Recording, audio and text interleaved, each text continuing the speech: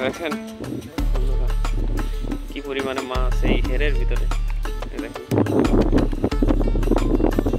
খাবার খাচ্ছে,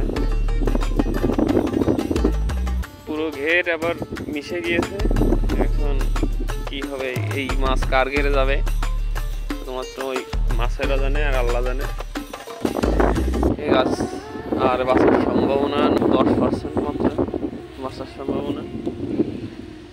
মিষ্টি কুমড়া চলে গেছে পানির ভিতরে, দেখা যাচ্ছে না। আর পুরো ঘের ঘেরি তলানো, দেখেন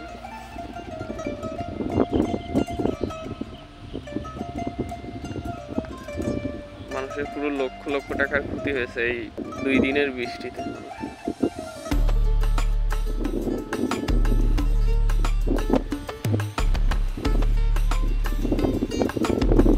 এই যে আমার সে টমেটো গাছ যেটা লাগাইছিলাম 2 থেকে 3 দিন হচ্ছে, সেই টমেটো গাছ ওই যে মাছে খাচ্ছে।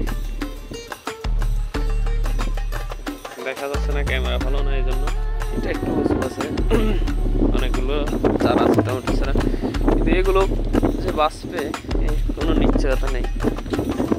কারণ টমেটো গাছের গোড়ায় পানি উঠে গেলে, যখন পানি সরে যাবে মানে শুকায় যাবে, তখন এই গাছগুলো মারা যাবে। মারা যাবে বলতে কি মারা যায়, বাকিটা আল্লাহ ভরসা।